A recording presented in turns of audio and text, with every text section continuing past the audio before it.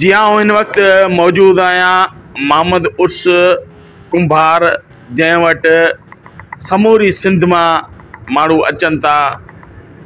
हड्डी भगल हुए, टंग भगल हुए या बे के उज़्व जो को मसलो हुए, ही मोहम्मद उर्स कुंभार जंहिंजो ख़ानदानी कम है।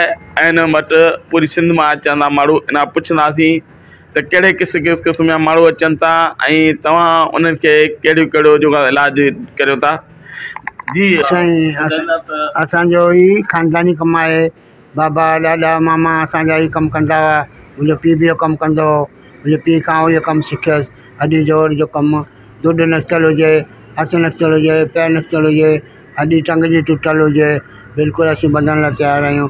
पर ॾियारी जेका आहे न निकिरंदी आहे उहा बि बधण लाइ असीं तयारु आहियूं।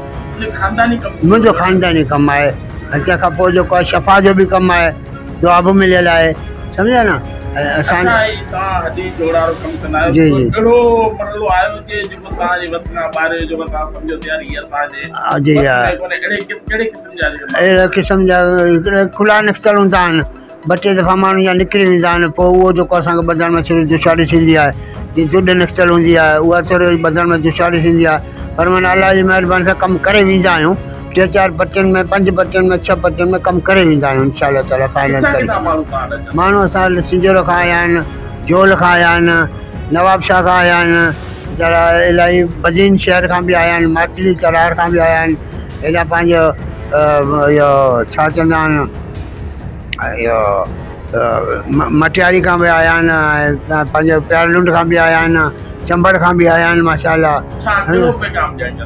असांजे इहो पैगाम ॾियणु चाहियूं था त असां जेको सो कहिड़ो बि अहिड़ो मसइलो हुजे, टंग बांह भगल हुजे, टुटल हुजे, असां वटि अची वञो हिते इस्पताल असां वटि आहे टंडोलार शहर में। ऐं तव्हां टंडा जमना को आहे किपरी सिंध में असांजे पासे में बिल्कुलु पकी एड्रेस आहे। 24 कलाक वेठा आहियूं तव्हांजे लाइ।